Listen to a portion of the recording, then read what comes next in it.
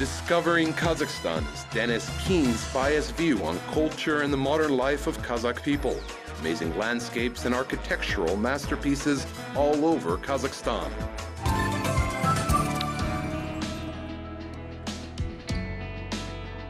Today on Discovering Kazakhstan, we journey to the western Kazakh city of Uralsk.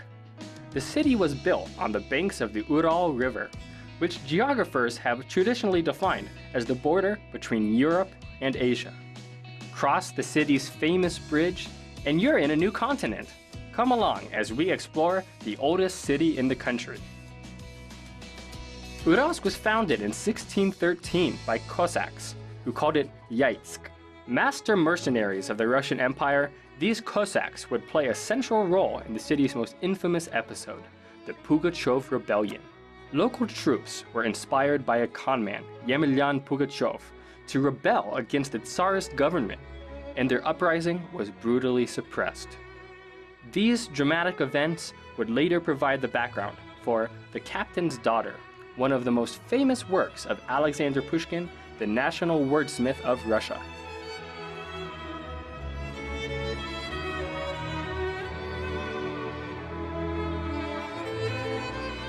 Much of the fighting during Pugachev's rebellion happened in a fortification here, around the Church of Michael the Archangel. Locals now call it the Old Church, and indeed it's the oldest in Kazakhstan. Though it might look plain from the outside, inside and up in the bell tower, it's a sight to behold.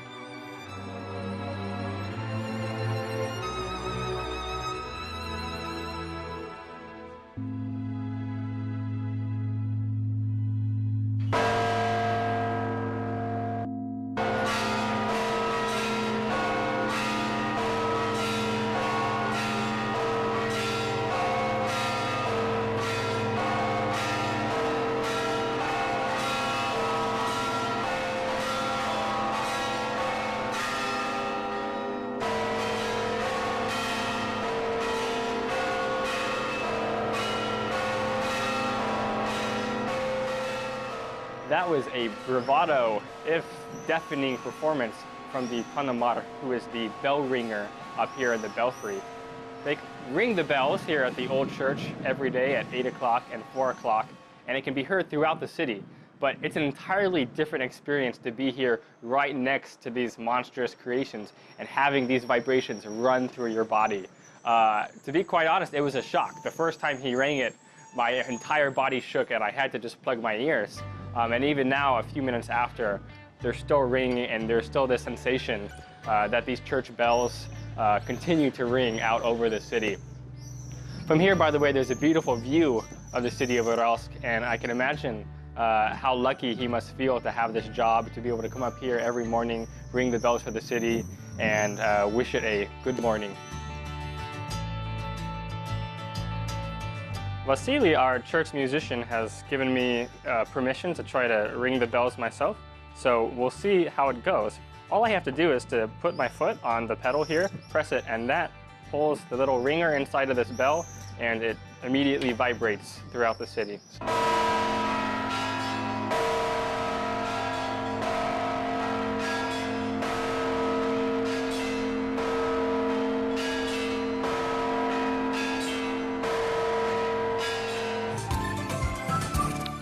The Church of Michael the Archangel may be, by far, the oldest church in the city, but it doesn't quite feel that way. Perhaps that's because of the plaster and the pastel paint and its rather diminutive size. But there's another church in the city that really outdoes it, though it was built more than a century and a half later. It's called the Cathedral of Christ the Savior. Locals call it the Golden Church because of its brilliant onion domes.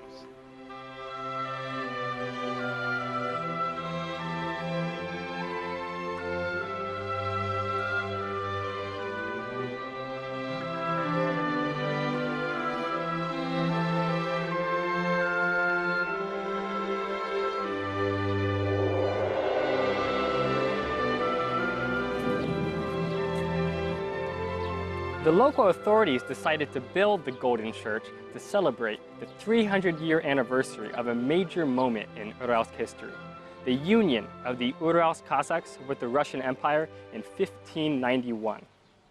But When 1891 rolled around, they realized they had a problem. They didn't quite have the funds to build the structure that they had envisioned. So what's left is a big foundation from the original church and 8 big bastions where these dates have now been printed. The church itself is a little bit smaller than what they'd hoped, but it's still amazingly beautiful.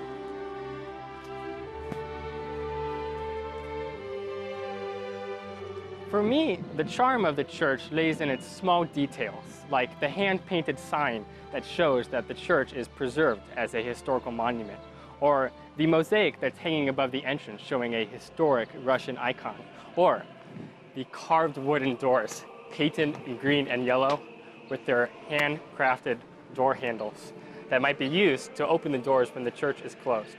Luckily for us, it's open today, and we can go inside and check it out.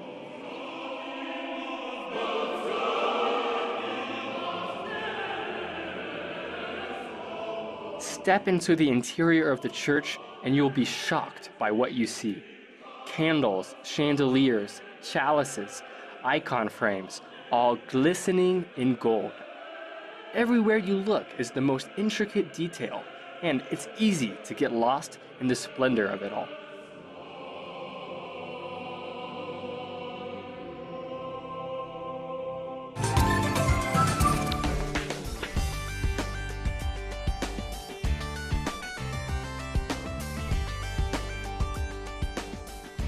If you really want to be a stickler about geography, we are on the European side of the Ural River right now, so technically we're in Europe. And it does really feel like that when you're walking around the center of the town. It's bright and clean and full of these parks and squares, and buildings like this one, which is the headquarters of the provincial government, seem like they're straight out of St. Petersburg.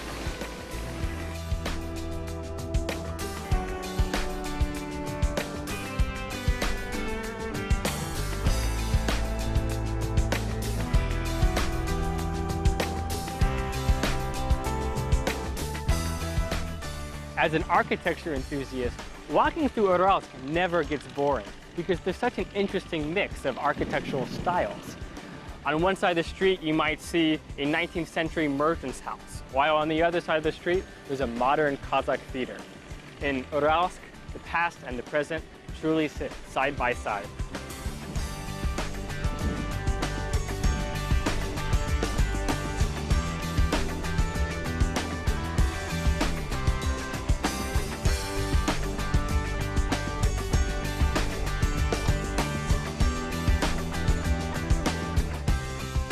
Some of the buildings here from the Russian imperial period are unlike anything I've ever seen before. For example, this building, it was built to be a Russian and Kazakh school for boys, and now it hosts the local history museum.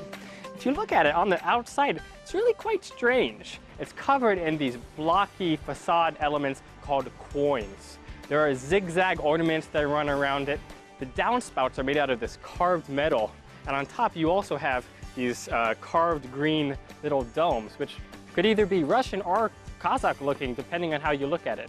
But I guess that kind of says something about Uralsk, somewhere there in the middle between east and west.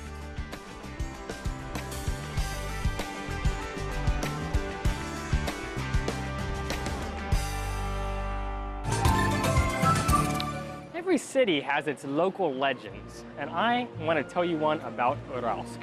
It goes like this. Once upon a time, there was a merchant named Karov. Karov had a neighbor who had a kind of morning ritual.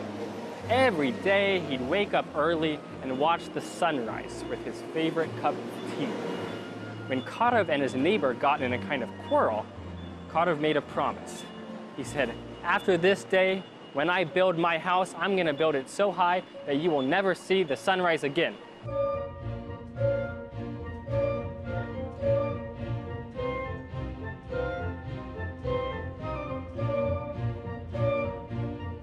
Now, Karov may not have been the best neighbor, but he was a man of his word, and he ended up building what became one of the tallest houses of his day.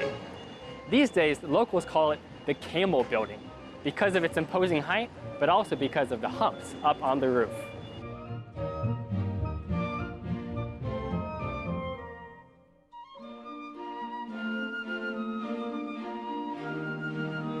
Across the street from Karov's Camel building, his neighbor's house still stands to this day. And sure enough, it's almost always in the shade.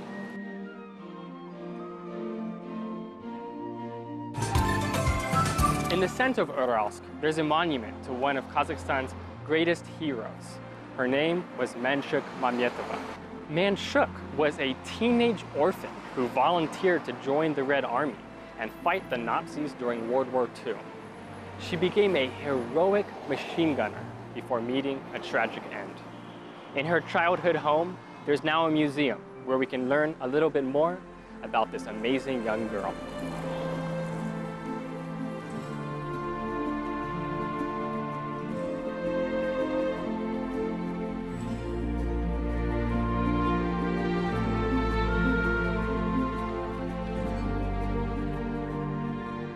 Manshuk lived with her adoptive parents in the home from 1932 to 1934, and in one of the rooms of the house, they've used antique furniture and items to try to reproduce what that age must have felt like.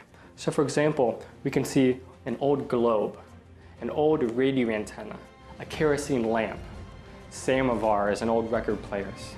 Stepping into this room, it's like taking a time machine. It's a real blast from the past.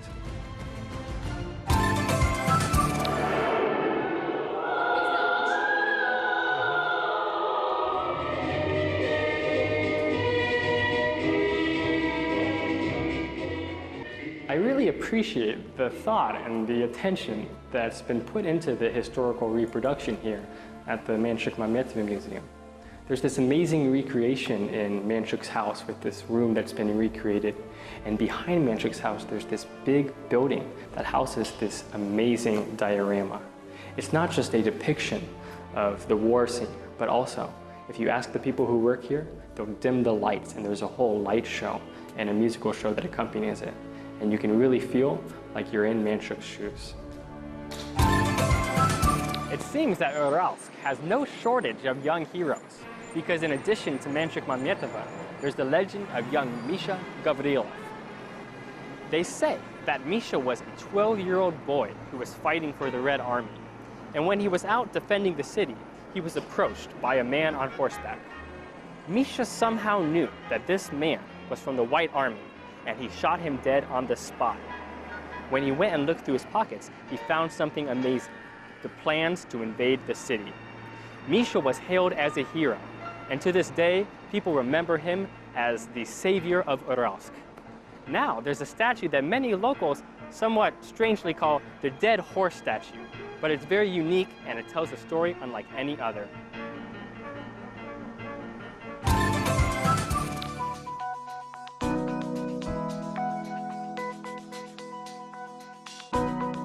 Uralsk is a city that is rich in parks, and on the edge of town, there's one beautiful place that has gone by many names.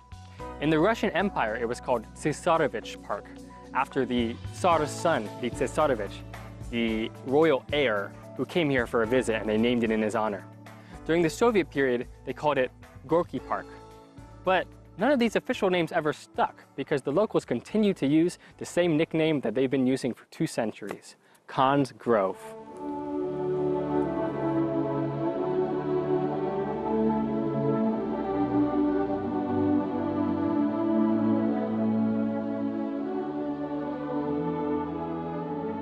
In 1812, the local Sultan Bokhay was crowned Khan in this very grove, in a ceremony that was blessed by the Tsar himself.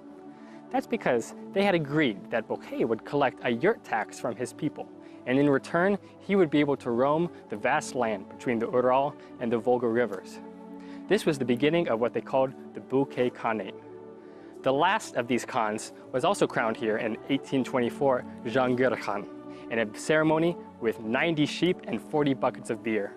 Today, locals come here with their sheep and their beer and any other kind of entertainment they can find and live like Khans.